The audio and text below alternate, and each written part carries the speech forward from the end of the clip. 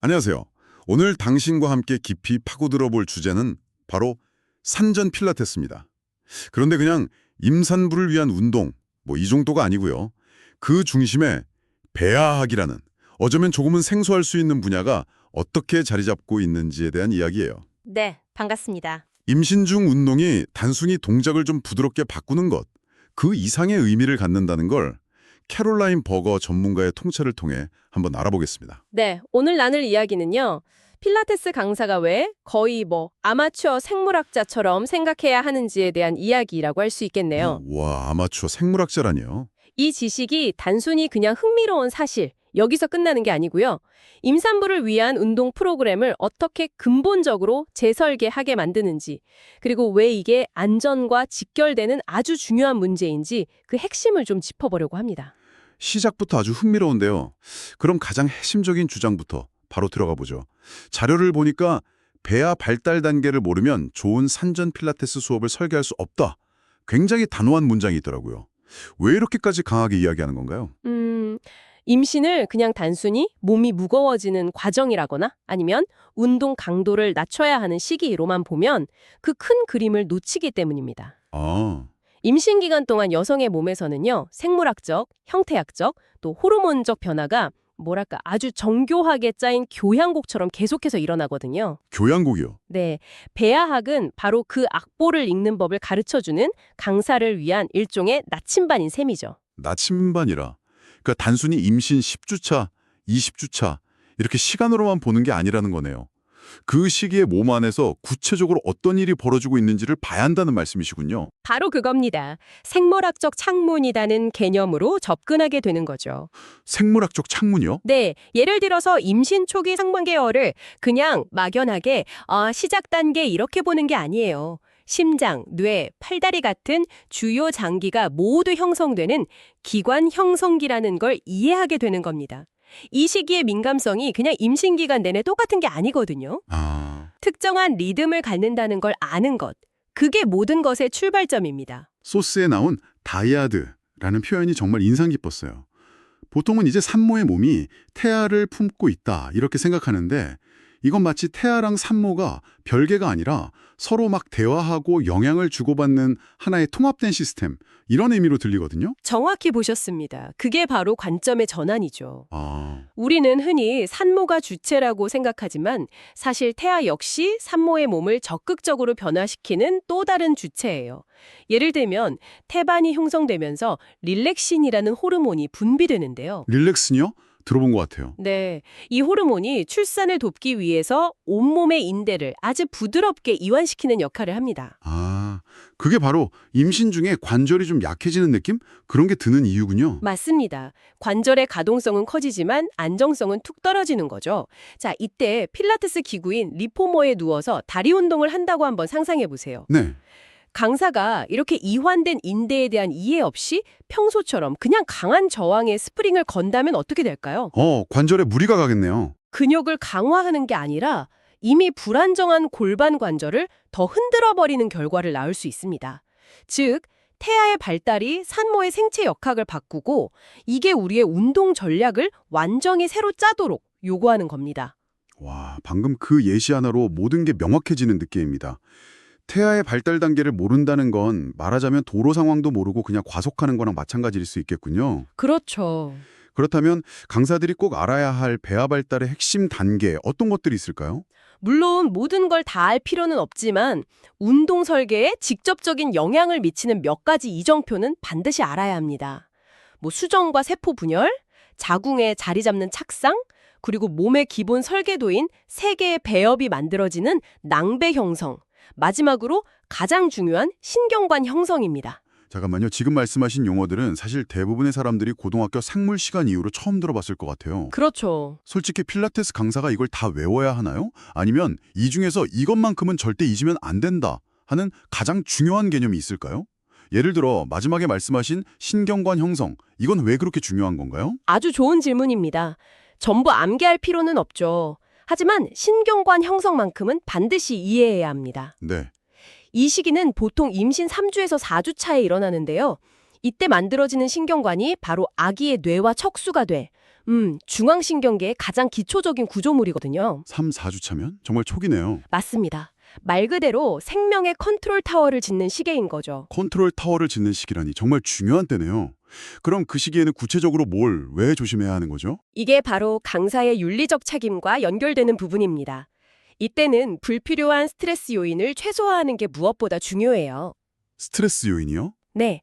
복분의 압력을 급격히 높이는 크런치 동작, 숨을 참는 플랭크, 너무 빠르고 격렬한 움직임, 혹은 강한 비틀기나 반복적으로 허리를 깊게 숙이는 동작은 피해야 합니다. 이게 태아에게 직접적인 물리적 손상을 입힐까봐 두려워해서라기보다는 강사로서 우리가 제공하는 환경에 대한 책임 때문이에요. 아, 환경. 네, 안정적인 환경을 조성해줘야 하는 거죠. 소스에 나온 비유가 여기서 딱 떠오르네요. 건축 중인 집안에서 세션을 진행하는 것과 같다. 네, 그 비유가 모든 것을 말해줍니다. 강사는 집을 짓는 건축가가 아니에요. 그 집에 정중히 초대된 손님입니다. 손님이요? 그렇죠. 집안에서 마구 뛰거나 쿵쾅거려서 불필요한 진동을 만드는 대신 조용히 걷고 균형을 잡아주고 아직 굳지 않은 약한 부분을 존중해야 하죠. 그래서 산전 필라테스는 그냥 조심조심 하거나 마냥 부드럽기만 한 운동이 아닙니다. 아, 매우 지능적이고 체계적인 접근이 필요한 분야고 그 지능은 바로 이런 생물학적 이해에서 나오는 겁니다. 그 건축 중인 집이라는 비유를 생각해보니 집도 공사 단계마다 필요한 조심성이 다르잖아요. 맞습니다. 기초공사를 할 때랑 내부 인테리어를 할 때가 다르듯이요. 필라테스 수업도 마찬가지겠네요. 임신 1, 2, 3분기마다 접근법이 완전히 달라져야 할 것 같은데요. 정확합니다. 그래서 산전 필라테스에는 정해진 레시피가 아니라 상황에 맞춰서 적용하는 원칙이 중요합니다. 원칙이요? 둘째, 관절의 가동 범위를 과시하기보다 안정성을 우선할 것. 셋째, 인대의 이완과 무게중심의 변화를 항상 존중할 것. 그리고 마지막으로 가장 중요한 산모의 피드백과 몸의 신호에 기반해서 모든 것을 개인화할 것. 그럼 그 원칙들을 바탕으로 각 분기별 접근법을 좀 더 구체적으로 설명해 주실 수 있을까요? 1분기, 그러니까 초기에는 많은 여성분들이 입덧이나 피로감으로 힘들어하는데 운동이 가능한가요? 그럼요. 오히려 잘 설계된 운동이 큰 도움이 될 수 있습니다. 1분기의 목표는 운동을 시키는 것이 아니라 몸을 지지해주는 것에 더 가깝습니다. 아, 지지해 주는 것. 네. 심한 피로감, 메스꺼움을 고려해서 호흡, 혈액순환, 그리고 굳어지기 쉬운 관절의 부드러운 가동성에 집중하죠. 복부 표면에 직접적인 자극을 주는 운동은 피하고요. 몸의 깊은 안정성을 깨우는 데 초점을 맞춥니다. 흔히들 안정기라고 부르는 2분기는 좀 더 적극적으로 운동해도 괜찮겠네요. 네, 2분기는 에너지 레벨도 올라오고 비교적 안정적인 시기죠. 하지만 바로 이때가 강사의 지도가 가장 필요한 때이기도 합니다. 몸이 편해지니까 의욕적으로 더 많이, 더 강하게 하려는 경향이 생기거든요. 그렇죠. 근데 몸속에서는 릴렉신 호르몬의 영향으로 인대 이완이 계속 증가하고 있습니다.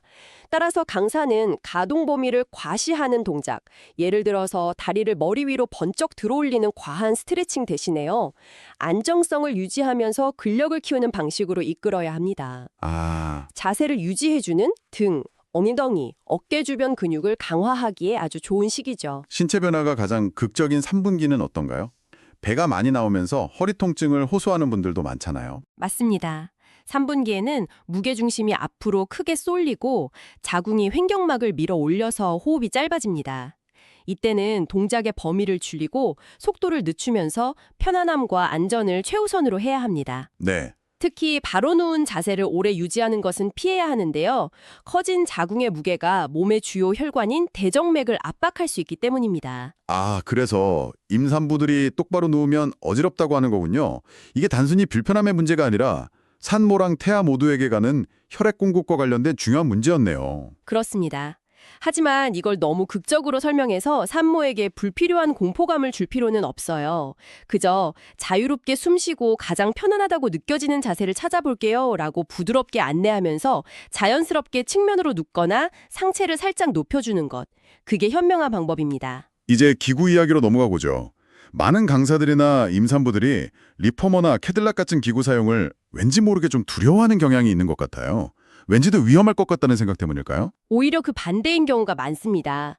기구는 제대로만 사용하면 산전 필라테스에 있어서 최고의 조력자가 될 수 있습니다. 조력자요? 네, 기구가 위험한 게 아니라 기구에 대한 이해 없이 사용하는 것이 위험한 거죠. 그렇다면 기구가 어떻게 조력자가 될 수 있는지 구체적인 예를 들어 주실 수 있을까요?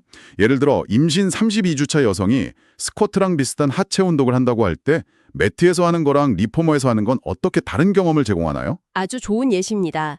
매트에서 스쿼트를 하면 체중 전체와 중력을 온전히 자신의 관절과 근육으로 버텨내야 합니다. 네, 그렇죠. 이미 무게중심이 변하고 허리에 부담이 큰 상태에서는 쉽지 않죠. 하지만 리포머에서는 눕거나 앉아서 발로 풋발을 미는 동작으로 스쿼트와 유사한 효과를 낼 수 있습니다. 아, 중력의 부담이 훨씬 줄어들죠. 또 스프링의 저항을 이용해서 오히려 다리가 되돌아오는 움직임을 보조해 줄 수도 있습니다. 즉, 관절에 부담을 주지 않으면서도 필요한 근육을 정확하게 타겟팅할 수 있는 훨씬 정밀하고 안전한 환경을 제공하는 겁니다. 캐딜락이나 스테빌리티 체어 같은 다른 기구들은 어떤가요?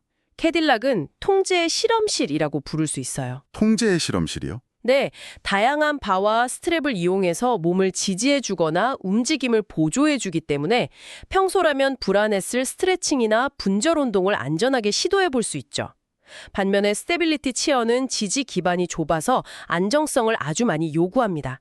그래서 훨씬 조심스럽게 접근해야 하지만 제대로 사용하면 균형 감각과 발, 골반, 몸통 전체의 연결성을 기르는데 매우 효과적이에요. 그럼 기구가 없으니까 매트 운동이 더 안전하거나 쉽다는 건 이건 완전히 오해였네요. 네, 결코 더 쉽지 않습니다. 오히려 기구의 도움 없이 순전히 자신의 몸과 중력만으로 싸워야 하므로 더 높은 수준의 자세 조절 능력이 필요합니다. 아, 그래서 매트 운동을 할 때는 측면으로 눕거나 내발기기 자세, 앉은 자세처럼 창의적인 자세 변형을 통해서 중력의 부담을 줄여주고 호흡과 부드러운 움직임에 더 집중하는 방식으로 프로그램을 섬세하게 구성해야 합니다. 자, 그렇다면 이렇게 배아학에 대한 깊은 이해를 바탕으로 잘 설계된 산전 필라테스가 주는 가장 큰 이점은 무엇일까요? 이점은 크게 기능적인 측면과 심리적인 측면 둘로 나눌 수 있습니다. 네. 기능적으로는 당연히 자세가 개선되고 많은 임산부들이 겪는 요통이나 골반 통증이 줄어들죠. 호흡 조절 능력이 향상되고 혈액순환이 촉진돼서 부종이 완화되기도 하고요. 하지만 제가 더 중요하게 생각하는 건 심리적인 이점입니다. 심리적인 이점이요? 네, 급격한 신체 변화 속에서 여성들은 종종 자기 몸에 대한 통제력을 잃었다고 느끼기 쉽습니다. 필라테스는 그들에게 자신의 몸을 다시 통제하고 있다는 안정감과 힘을 되찾아주는 역할을 합니다.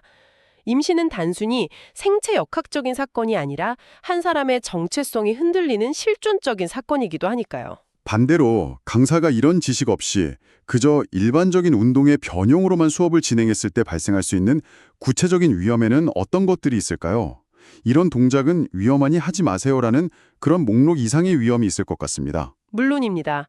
부적절한 복부 운동으로 복압을 높여서 골반저에 과도한 부담을 주거나 이완된 인대를 무리하게 사용해서 출산 후까지 이어지는 만성적인 관절 통증을 유발할 수 있죠. 하지만 더 교활한 위험은 잘못된 메시지를 주는 겁니다. 잘못된 메시지요? 네, 임신 기간이 마치 한계를 극복하고 도전해야 하는 시기라는 인식을 심어주는 겁니다. 요즘 소셜미디어를 보면 핏 프레그넌시라면서 임신 중에도 고강도 운동을 하는 걸 과시하는 경우가 많잖아요. 아, 맞아요. 많죠. 그런 문화가 강사나 산모에게 주는 압박도 무시할 수 없죠. 하지만 산전 필라테스의 진짜 목표는 몸을 지지하고 변화와 조화를 이루고 출산과 회복을 위해 몸을 현명하게 조직하는 것이어야 합니다. 더 강하게가 아니라 더 지혜롭게 움직이는 법을 배우는 시간인 거죠. 그 말씀이 정말 중요하게 들리네요. 결국 핵심은 인스타그램 속 완벽한 임산부가 아니라 지금 내 앞에 있는 이 실제 여성의 몸을 위해 운동을 설계해야 한다는 것이군요. 정확합니다. 지난주에 완벽하게 해냈던 동작이 이번 주에는 불편할 수 있습니다. 임신은 살아있는 상태이고 매일, 매주 끊임없이 변하기 때문이죠. 그래서 훌륭한 강사는 항상 예리하게 관찰하고 귀 기울여 듣고 그에 맞춰서 즉각적으로 프로그램을 조절할 수 있어야 합니다. 이것이야말로 살아 움직이는 과정인 임신을 존중하는 유일한 방식입니다. 오늘 이야기를 종합해보면 이 배아학 지식이라는 게 산전 필라테스 강사에게 단순히 더 많은 전문 지식을 제공하는 걸 넘어서 뭐랄까 일종의 책임감과 윤리의 틀을 제공하는 것 같네요. 네. 단순히 안전한 동작들을 나열하는 게 아니라 생리학에 깊이 뿌리내린 지적인 케어 시스템을 구축하는 거군요. 맞습니다.